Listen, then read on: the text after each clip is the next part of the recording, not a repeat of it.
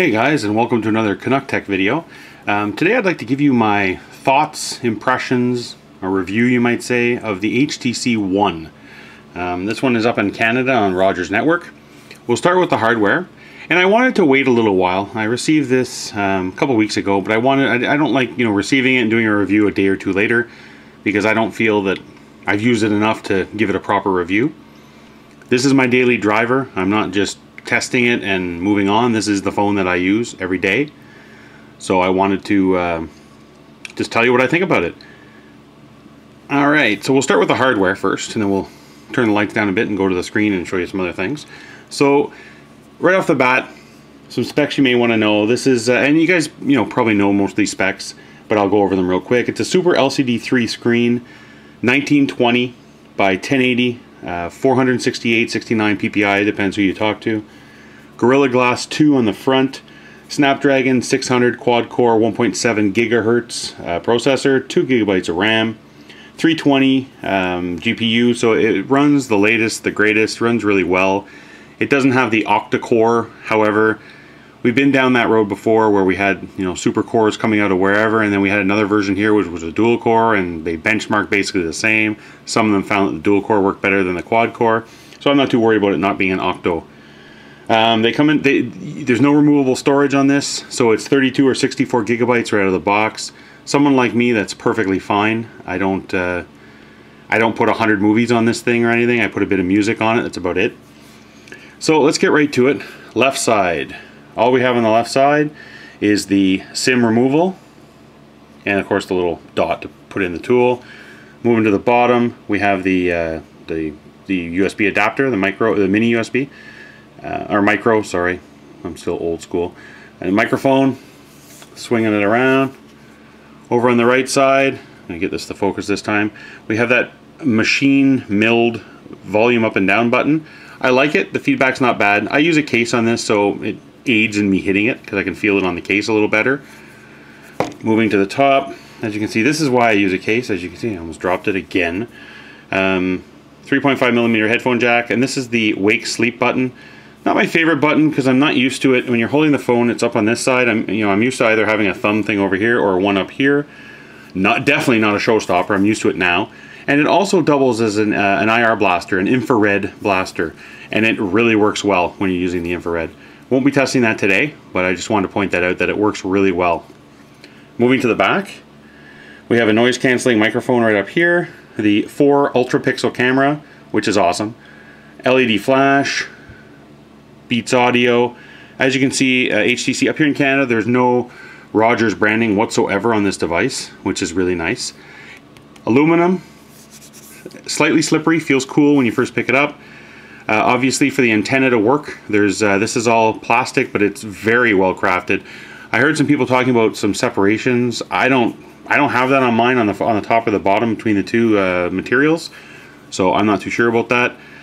Dedicated capacitive buttons. There's a home button here and a back button. That's a little different. HTC doesn't do anything. I know that there's a hack out there, like a modification that will turn this into a button, which is kind of neat.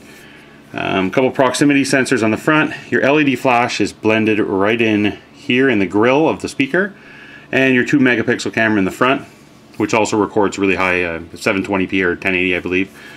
Now, the speakers. There's a grill on the top, also doubles as the earpiece, of course. There's a grill on the bottom. So these speakers, guys, are awesome. I haven't used a device yet that sounds as good as this with the Beats built in. It's unbelievable. You're watching a movie head on, you're using it like this, you're holding it, it doesn't really matter. The sound always gets through. It's always crystal clear, no tinniness. It sounds awesome. I can't replicate it through the camera. It just doesn't work. But I'll try to give you a little taste of it when I go into the music part. But it's just awesome. I can't say enough about it. Using the speakerphone, using anything like that, it's just incredible. So I'm just going to kill one of the lights here, and we're going to dive right into the phone itself. So once you start it up, you're greeted with a lock screen. Lock screen's pretty simple. You can grab this little lock here, throw it up here.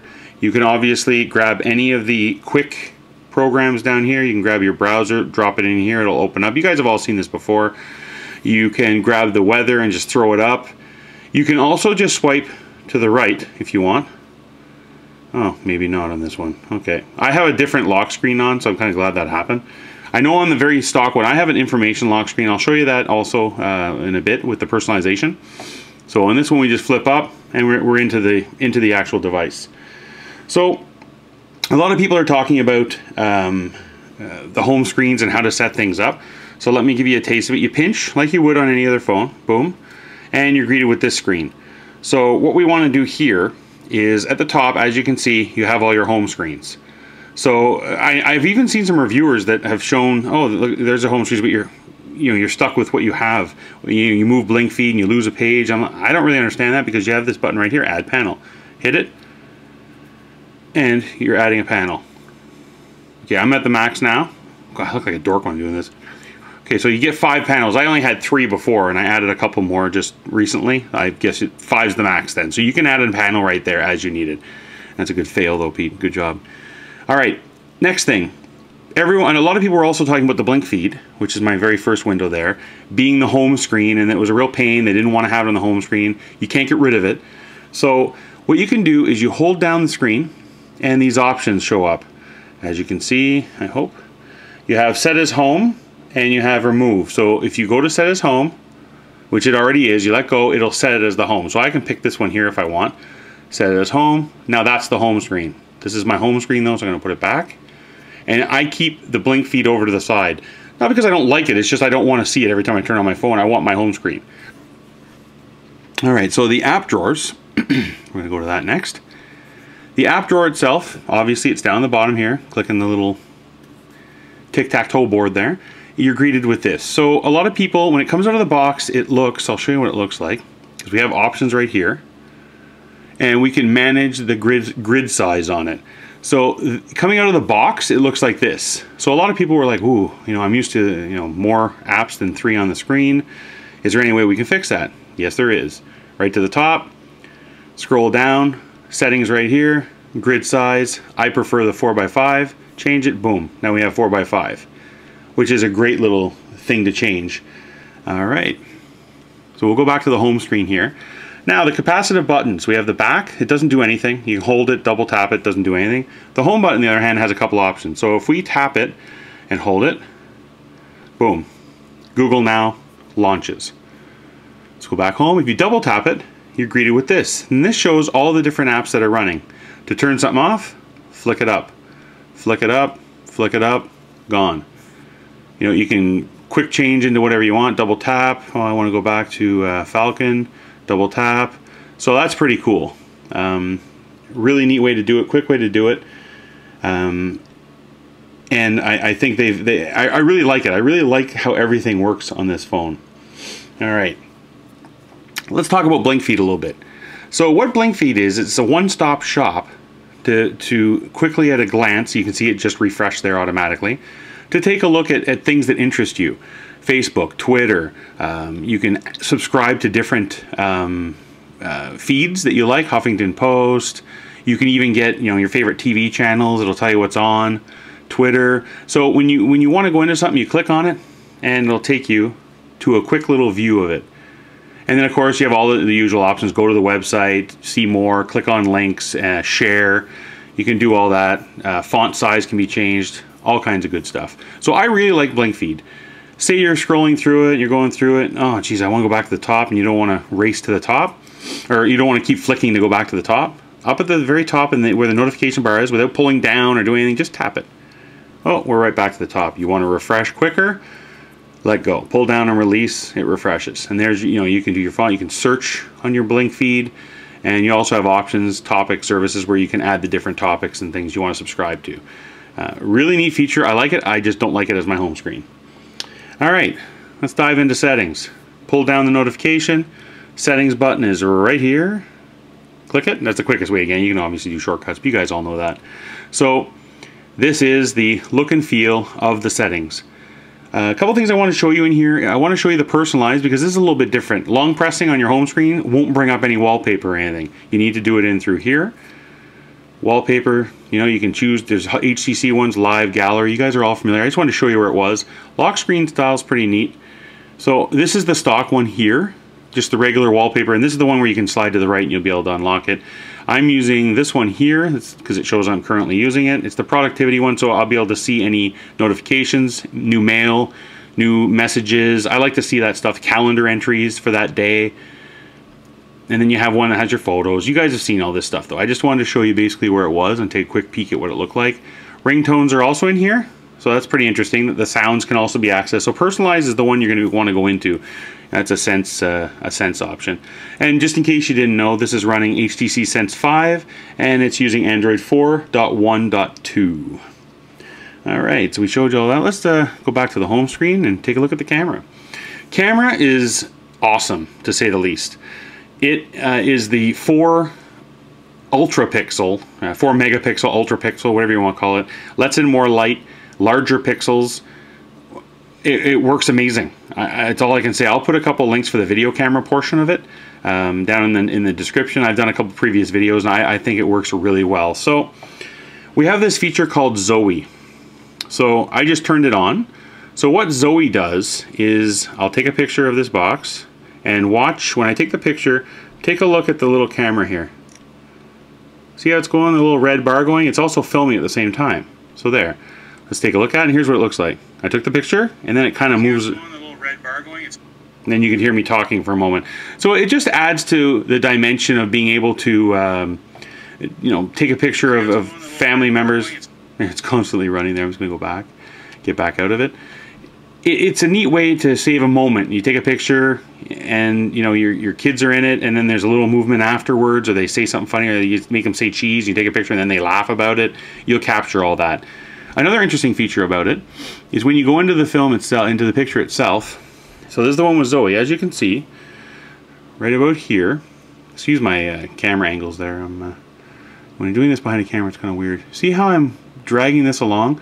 This would be kind of similar to that BlackBerry feature where you can, you know, it's hard to tell on this because there's not much movement involved. But say there's blinking or something, you don't like the picture, I can scroll through here, stop it at a certain point, and then hit the edit button. I can use that as the picture. So it's great to get rid of those blinks and everything that are, you know, in your pictures. I don't use that too much myself, but I just wanted to show you that.